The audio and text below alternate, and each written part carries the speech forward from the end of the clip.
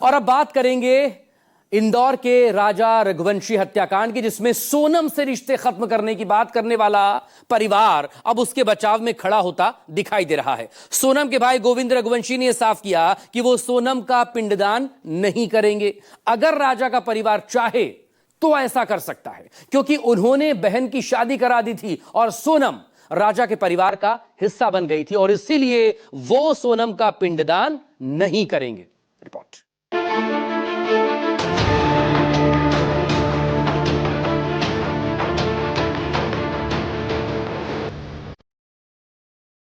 उनकी फैमिली का हिस्सा है सोनम रघुवंशी, तो बिल्कुल अगर वो पिंडदान करते हैं तो चलेगा, वो उनका हिस्सा है।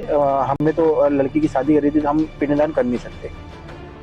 ये बयान सोनम के भाई गोविंद रघुवंशी का है, जिसने साफ कहा है कि राजा का परिवार चाहे तो सोनम का जीते जी पिंडदान कर सकता है, यानी सोनम को मृत मान सकता है, लेकिन वो ऐसा नहीं करेंगे क्योंकि उन्होंने बहन की शादी कर दी। मैं इस बात का भी बोलता हूँ क्योंकि मेरे को क्या है, मेरी फैमिली से ज्यादा मेरे को वो फैमिली क्या, अभी मैं सपोर्ट में हूँ और वो फैमिली मेरे को कुछ भी बोलती है मैं उसको करने को तैयार हूँ। उन्होंने बोला नार्कोटिक्स करना चाहिए, बिल्कुल करना चाहिए। उन्होंने बोला मेरा नार्कोटिक्स करना चाहिए, मैं भी नार्कोटिक्स कराने के लिए भी रेडी हूँ। और रही बात पिंडदान की, तो वो उनकी फैमिली का हिस्सा है सोनम रघुवंशी, तो बिल्कुल अगर वो पिंडदान करते हैं तो चलेगा, वो उनका हिस्सा है। हमने तो लड़की की शादी करी थी तो हम पिंडदान कर नहीं सकते।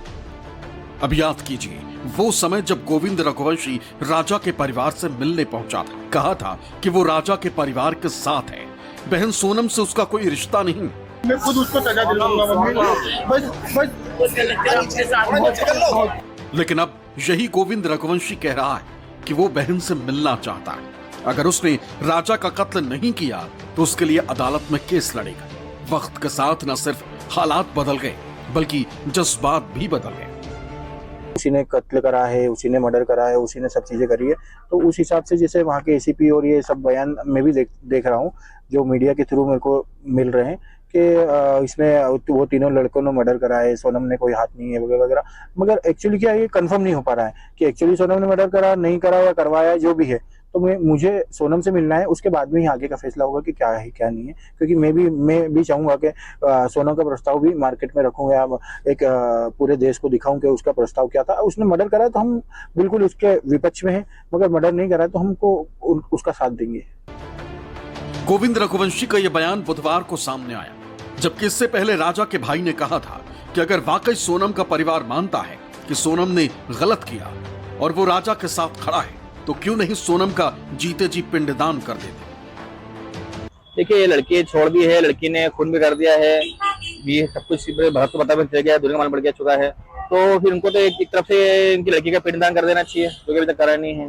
तो जिस प्रकार से उनकी लड़की ने जो गलती करी है, एक उनकी लड़के को मार दिया है जो उससे शादी करी थी, हमने मतलब मेरे भाई को मारने के लिए उसने कहीं भी कोई कसर छोड़ी नहीं है।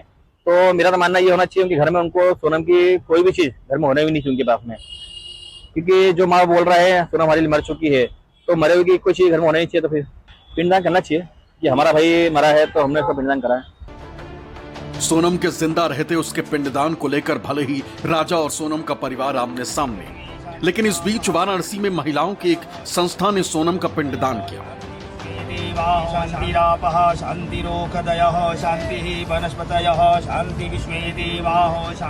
उन्होंने सोनम की तस्वीर को गंगा में प्रवाहित न करके उसे आग के हवाले किया ताकि सोनम को मुक्ति न मिले।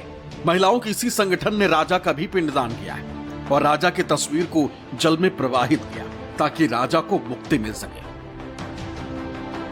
इस केस में एक और खुलासा हुआ है। दरअसल राजा की मौसेरी बहन सृष्टि रघुवंशी के खिलाफ असम पुलिस ने एफआईआर दर्ज की। सृष्टि के खिलाफ एफआईआर कामाख्या देवी मंदिर के पुजारी की शिकायत पर दर्ज की गई, जिनका आरोप है कि सृष्टि ने मंदिर को बदनाम करने की कोशिश की। दरअसल सृष्टि ने आरोप लगाया था कि कामाख्या मंदिर में तंत्र मंत्र क्रिया के बाद राजा की नरबली दी गई।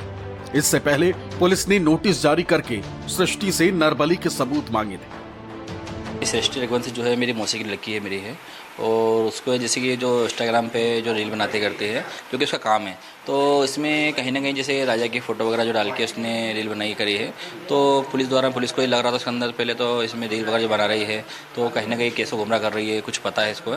इस प्रकार से असम द्वारा वहाँ से जो है इसमें बीच में बोला गया था सोनम अपने एसएसटी द्वारा, तो जैसे नरबली के बीच में जो बातें आई थी उसमें, तो जो देखिए जिस प्रकार से सोनम ने राजा को मारा है तो उसमें कहीं ना कहीं नरबली ही दी गई है, इसी की हम लोग शुरू से चर्चा कर रहे थे इसके अंदर। तो इस प्रकार से सृष्टि के द्वारा भी बीच में बोला गया था, तो उनको लगा था कहीं ना कहीं आप लोगों को माफ़ी मांगना चाहिए क्योंकि सृष्टि ने धर्म को बीच में लेते हुए बोला था, जो कि उसको नहीं बोलना था। इस टाइप की चीज़ें चली थी उधर से। आपको बता दें कि सृष्टि तब चर्चा में आई थी जब उसने राजा की मौत के बाद कई रील बनाए, तो सवाल उठे कि वो कैसी बहन है जो अपने भाई की मौत पर रील बना रही है। हालांकि इस पर सृष्टि ने सफाई भी दी थी। हालांकि अब बिना सबूत गंभीर आरोप लगाने की वजह से खुद सृष्टि मुसीबत में फंसती दिखाई दे रही।